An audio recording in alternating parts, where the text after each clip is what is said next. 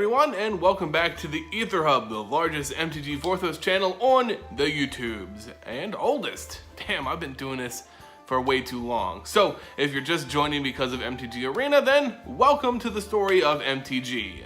So, as many of you may know by now, Wizards of the Coast has announced a new supplemental set for the MTG Modern Enthusiasts, which I am not a part of. Sorry, Modern fans, I just don't get the processing power to think of all those cards. I'm a simple, limited, and standard player, so I'll accept all your insults in the comment section below. Anyway, as I am not a Modern man personally, I won't be speaking on this new Modern Horizons truly inspirational set name, but very much as to how good it could actually be in the format, I'm not going to speak on that. I know they're printing new cards for Modern, which is weird, like an oxymoron, but sure, today's video is actually on one of those new cards. An old character from the very beginning of MTG lore, someone we know a lot about, but we haven't seen, especially in all of her glory. And this is Serra, like the creator of Serras Angels Serra. This is her first ever printing on an actual card. So this is Serra the Benevolent, a new Planeswalker from the Modern Horizons supplemental set. So a lot of players not versed in the lore may look at this as a new Planeswalker, but nope, Serra is an OG Planeswalker. We just haven't seen her printed on her own card, especially not as a Planeswalker. And that's why I love these supplemental sets, like commander sets that bring old Planeswalkers like Windgrace. God, it's so good. And Serra was past due for her own representation in MTG, so even in a Modern specific set, I welcome it. As a Planeswalker card, I don't know, is this good for Modern? No clue. But 4 loyalty for 4 mana, that's passing the bar.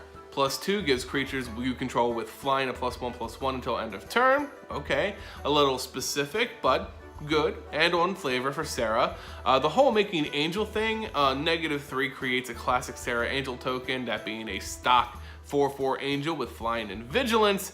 And finally, the ultimate at -6, -6, an emblem that gives you, as long as you control a creature, damage that brings your health below 1, brings you to 1 instead. Really showing off Serra's flavor as a benevolent being. And we'll get into how each one of these abilities wrap into her character, but this, I'm gonna let you guys know, is a very on flavor card. So who exactly was Serra? Well, to start, she was a premending Planeswalker who, like Nicol Bolas at the time, had godlike powers. The mending was a natural event that basically nerfed the magic of Planeswalkers who could before literally make worlds and life from nothing. So really god tier. Remember that little point moving forward.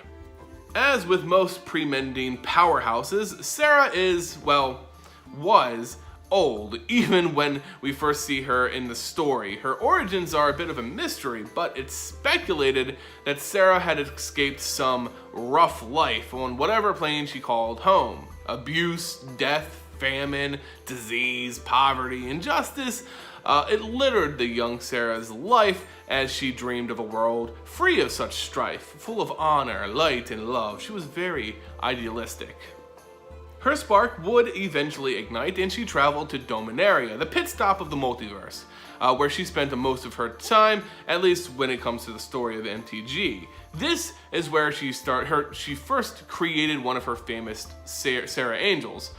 Angels themselves are beings comprised of pure white mana compressed into a living form, kind of like a white mana piece of coal or diamond, I don't know. Serra was adept at this type of magic, and she used it to fill the skies with these noble beings. In doing so, a sort of religious order sprung up around her, the Church of Serra, which you can still see on Dominaria today. I mean, they carved her face into a freaking mountain, for God's sake.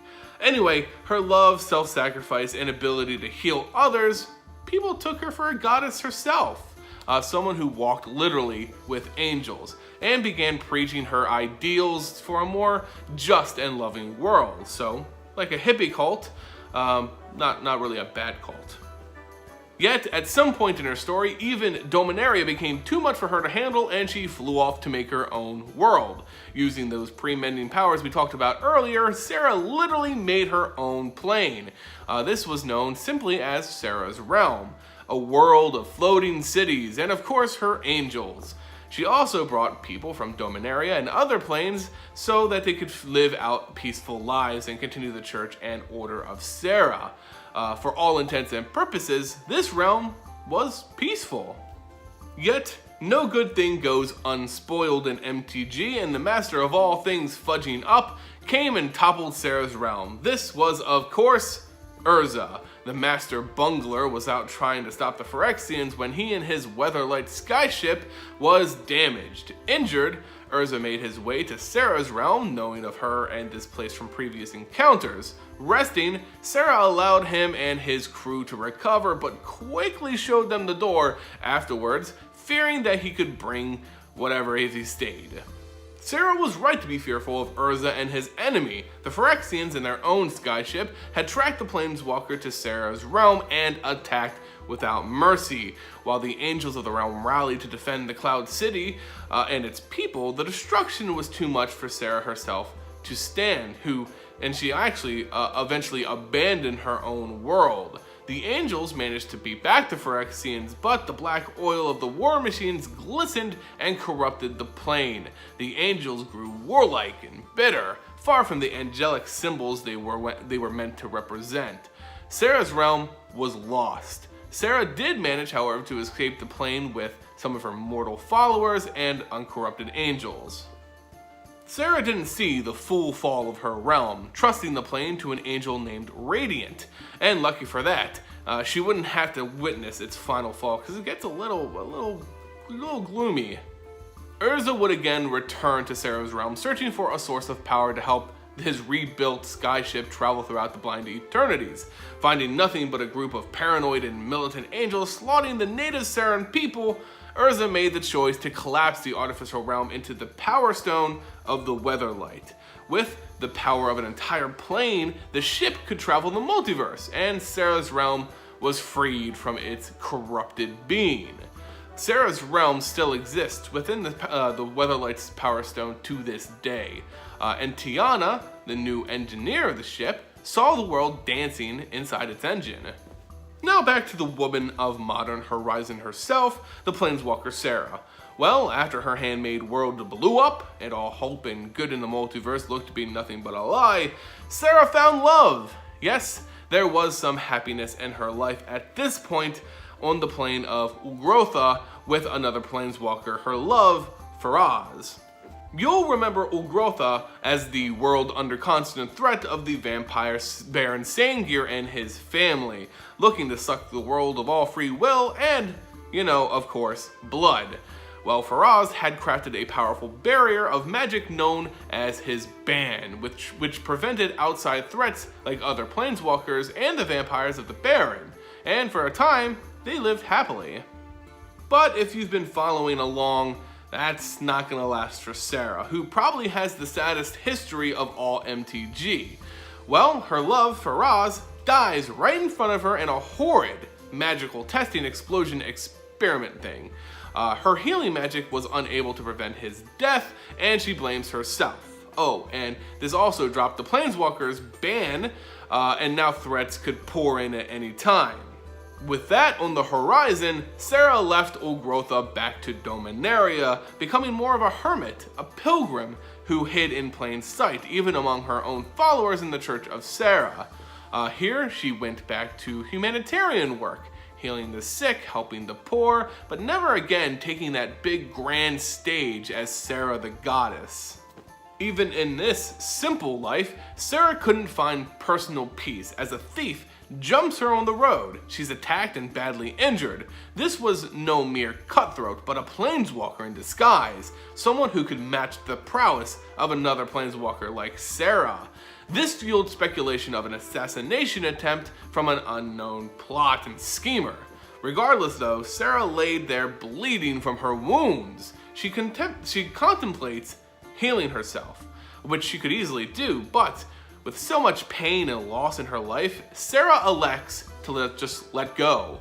joining her beloved Serras and lost angels in the blind eternity, Serra dies as one who had lost everything time and time again, but wanted nothing but just a kinder world.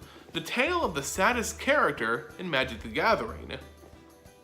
Since her death, the legacy of Serra has lived on in a number of different ways. The Cathedral of Serra, a major point of interest on Dominaria, was built around her tomb. The essence of Serra's realm still powers the Weatherlight to this day, doing good on all of Dominaria.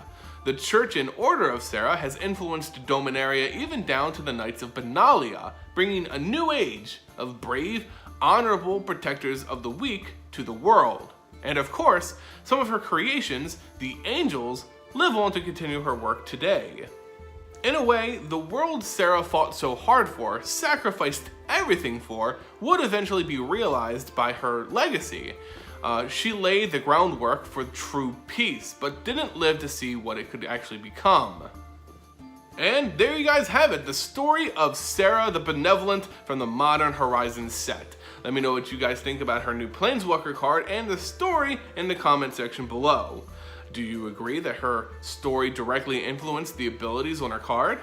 If you enjoyed the video, please consider leaving it a like, sub, share, and hit the bell so you never miss a new video. Remember, you can also check out the Patreon for all the exclusive rewards supporting can actually get you, including the Aether bundles, themed packages that change every month. Check that link in the description below. As always guys, thank you all so much for watching, and I'll catch you next time here on the Aether Hub. See ya!